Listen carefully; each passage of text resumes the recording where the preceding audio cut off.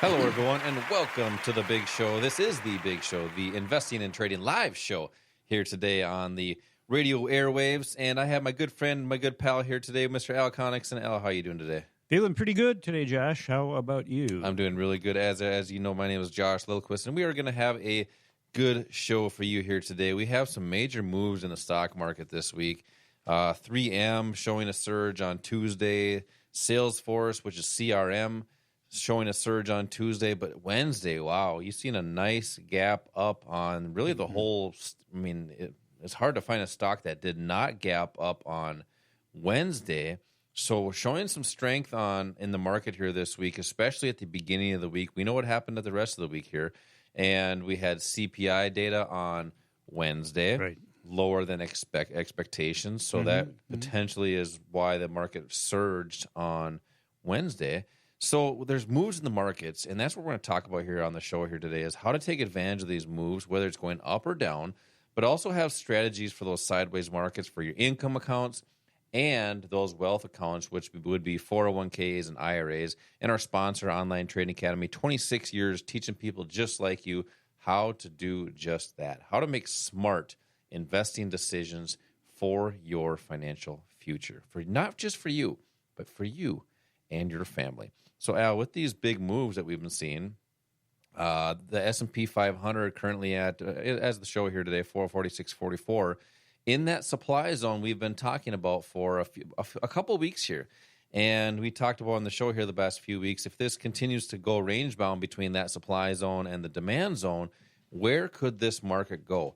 So, with that being said, Al, with the CPI data and other stocks surging, especially Wednesday, what's your take on the market? Well, we've got two catalysts this week. One is the inflation data, the CPI, and then also earnings starts in earnest on Friday with the bank stocks. And what happened on Wednesday, the CPI number came out good. It was only up 0.2%. The estimate was for an increase of 0.3%. But the core CPI, which is really important, that excludes energy and food, that was up only 0.2%. So it looks like what the Fed has been doing has been having some impact. So that's one of the things that's going to impact the market. Now, we're recording this show before the PPI came out, so that'll be an important number. That really is indicative of what's coming down the road as far as prices. And then also the PCE, the personal consumption expenditure, the Fed's going to be looking at that. But it looks like, even though it looks like inflation has come down, the Fed will probably still raise rates because they're still a little unsure. Wages still are increasing and not doing what the Fed has been intending for them to do, which is to go down and for unemployment to go up. Earnings are coming out again. And what we found is that even though inflation has been coming down, it was a high of over 9% for a while, and even though inflation has been coming down, the prices that people are paying for things haven't necessarily, and you can't count on that. Once prices increase, it's really difficult for them to come back down. Some will, but if you look at energy costs are still up 20%, mortgages up 40%. But here's the interesting thing, Josh. Earnings are coming out, and what we're hearing, and this is one of the problems that impacts people's ability to be successful, is they listen to the news. They listen to what the pundits are saying and what the analysts are saying. They have been calling for an earnings recession for some time. They called for it last quarter. Didn't happen. Now what's happening with the cost of living still high for people, the PPI last month was low, which means that the cost for producing these goods and services was low, but the inflation still was impacting people. What that means is that the companies could actually be increasing their earnings. So even though the analysts are calling for a potential earnings, negative response this quarter, that may not happen. We may be surprised on the earnings environment. Yeah, well, when we think about it, companies, they're not going to just lower their prices just because if they're making a bunch of money. I mean, we could see this continue to keep going up. I mean, who knows? Yeah, especially with things that are important. It gets down to supply and demand. And food is what's really hurting people. Food is what is hurting people. As I mentioned, energy costs. I mean, there's so many things. Yeah. You talk about food. One of the things that I really looked forward to this summer, there is a watermelon called the Black Diamond watermelon. Mm-hmm. If you've never had one, you have to get one. If you like watermelon, it's like watermelon on steroids. Last year, I was buying them for $8.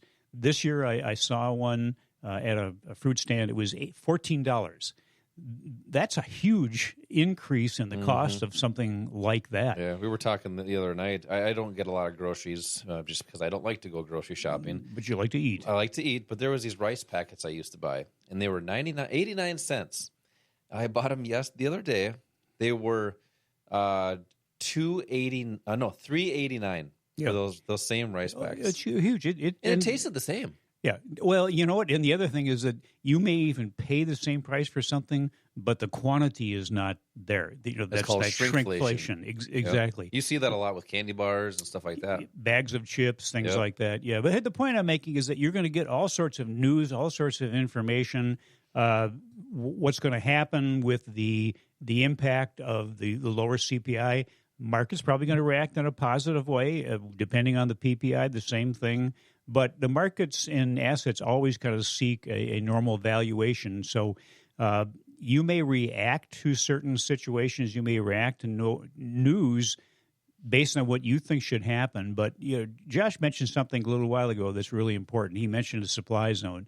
There are areas on a price chart that we teach our students how to read that show you where buying and selling activity by the big institutions is. You could have the best company in the world with the best product ever created, but if nobody buys the stock of that company, the price isn't going to go anywhere. Yeah, I'm glad you brought that up, Al, because that's where we do make our financial decisions. It's off a price chart. And as you were talking about earlier with people looking at the news and all these, I think you quote-unquote call them pundits, they're talking about what's happening.